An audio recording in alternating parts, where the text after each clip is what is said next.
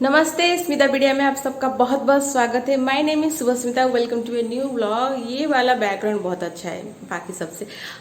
ये कार्डबोर्ड का मैंने दीवार का बनाया है। अगर आप मुझे ब्लॉग पे फॉलो करते हैं तो आपको पता होगा कि मैंने कैसे बनाया है। अगर नहीं है तो प्लीज़ पहले सब्सक्राइब कीजिए, उसके बाद बहुत आगे में बहुत अच्छी अच्छी चीज़ मैं बनाने वाली हूँ, फिर आपको नोटिफिकेशन आ जाएंगे, फिर आपको भी पता चल जाएगा। ओके, आज मैं ये डेली व्लॉगिंग नहीं कर रही हूँ। थोड़ा सा रेस्ट की ज़रूरत है, क्योंकि हर टाइम पे आप फ्री नहीं रहते, ऐसे दिमागी तौर से आप कुछ बिजी रहते हैं। तो मैं डेली ब्लॉगिंग है, this is the food blog.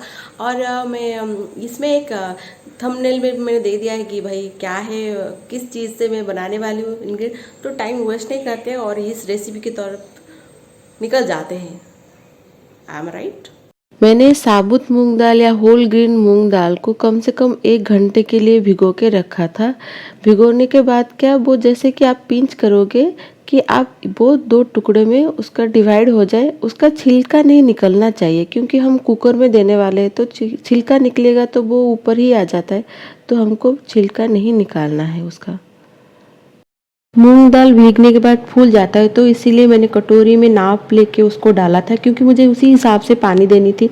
तो दाल में मैंने 1 कटोरी मेरा हो गया था दाल, तो मैंने हिसाब लगाया कि भाई 1.5 कप पानी देना है। दाल में 1.5 कप पानी जाता है और चावल में 2 कप। ये मेरी मम्मी ने मुझे सिखाया, तो मैंने तो रट्टा मार लिया है, आप लोग भी रट्टा मार लो।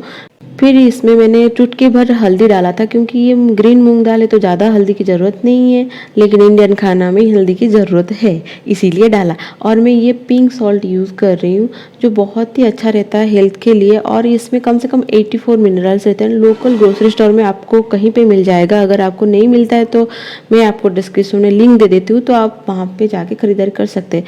तो उसके बाद मैंने 1 इंच के आसपास मैंने अदरक को थोड़ा सा बारीक से ऐसे कद्दूकस कर लिया, क्योंकि रीशु को ना कूटा हुआ उसके मुंह में जाता है तो उसको पसंद नहीं। तो इसमें मैं कद्दूकस करती हूँ ना, तो वो बहुत ही बारीक से जाता है तो उसको पता भी नहीं चलता।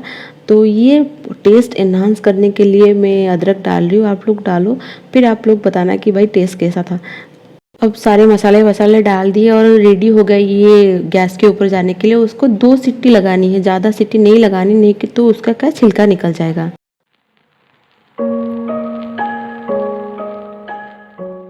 लेमन से दाल को चढ़ाने के बाद ना, मैं जो पालक के पत्ते थे उसके पत्ते और स्टेम को अलग कर रही थी, क्योंकि रिशु स्टेम नहीं खा पाएगा, क्योंकि बहुत छोटा है तो उसको चूई करने में प्रॉब्लम होता है। तो इसीलिए मैंने इस सब को अलग कर दिया। और स्टेम को मैं क्या बाद में और एक रेसिपी में डालती हूँ, और वो राई वाली रेसिपी है। मैं कभी आपके साथ वो वाली रेसिपी भी शेयर करूँगी, उड़ीसा स्टाइल का है वो। सबको अलग करने के बाद आपको अच्छे से चॉप करना है उसको, छोटे छोटे मतलब बहुत ही बारीक से आपको चॉप करना है। मैं जिस टूल से चॉप कर रही हूँ उसको उड़िया में पनिकी बोलते हैं, वेस्ट बंगाल, त्रिपुरा, बांग्लादेश में इसको बोटी बोलते हैं। तो पहले के ज़माने में इसी से ही करते थे मम्मी वगैरह, अभी तो नाइफ पे करते।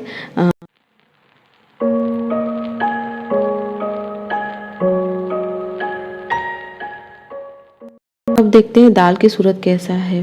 परफेक्ट, जैसे मतलब मैंने बोला था कि छिलका निकलना नहीं चाहिए, छिलका इंटैक्ट रहने। छिलका निकलेगा तो वो क्या ऐसे तैरेगा ऊपर, तो वो अच्छा नहीं दिखता, और खाने में क्या वो छिलका छिलका पहले आ जाता है। तो ऐसे 2 सीटी ही लगाना, उसके बाद हम फिर से बॉईल करेंगे, क्योंकि इसके ऊपर हम पालक की सब्ज़ी डालेंगे तो उसके लिए भी बॉईल की ज़रूरत है, क्योंकि पालक भी थोड़ा सा बॉईल होगा इसीलिए। और कभी भी आप ठंडा पानी इस्तेमाल मत कीजिएगा, गर्म पानी का ही इस्तेमाल कीजिएगा।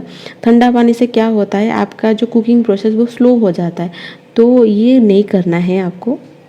तो अब हम इसके ऊपर ऐड करेंगे ये हमारा बारीक कटा हुआ पालक।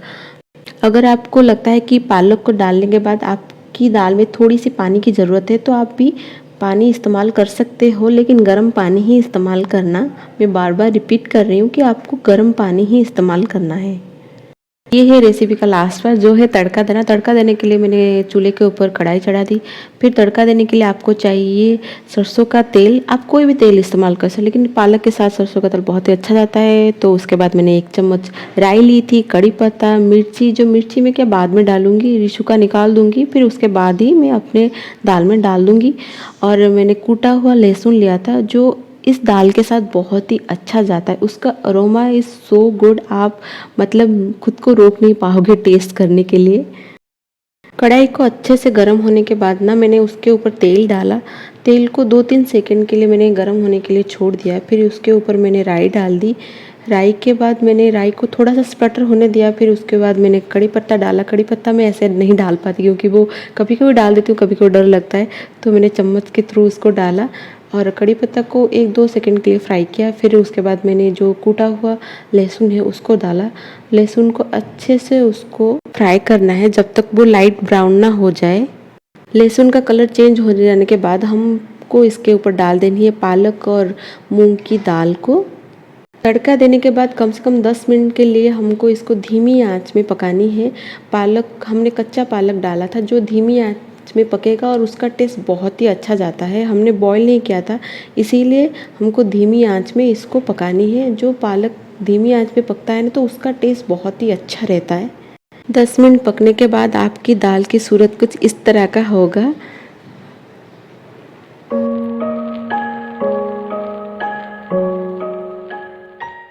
दाल को तीखा बनाने की बारी रीशु के लिए मैं कटोरी में निकाल दे रही हूँ और उसके बाद में जो हरी मिर्च काट के रखी थी ना तो उसके ऊपर डाल दूंगी और वैसे ही ढक के रख दूंगी। उसको कोई बॉईल करने की ज़रूरत नहीं क्योंकि वो गर्म है ना दाल, तो उसी में हो जाएगा। अगर आपके घर में बेबी नहीं तो आप पहले से ही डाल सकते हो।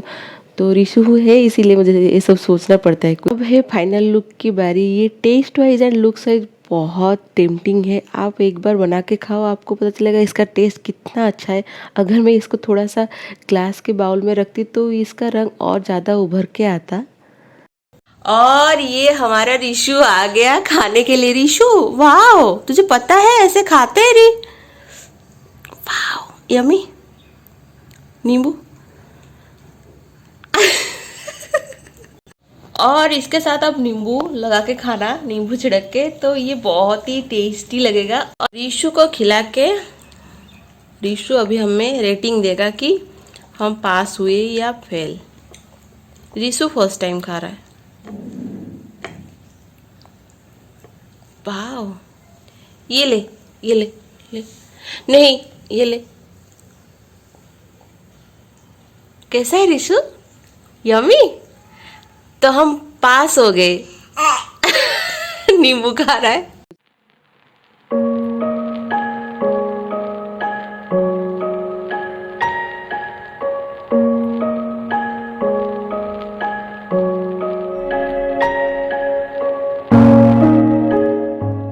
आई होप आपको ये रेसिपी बहुत ही अच्छा लगा होगा। अगर अच्छा लगा ना प्लीज़ रेसिपी को जितना हो सके आप शेयर कीजिए। मेरे चैनल की ग्रोथ थोड़ी स्लो है, इसीलिए I am requesting you to please share this video to everyone. जो ये रेसिपी बना के खाएंगे फिर उसके बाद आपको सब वाहवाह ही करेंगे, तो प्लीज़ वाहवाह के लिए आप रेसिपी शेयर कीजिए।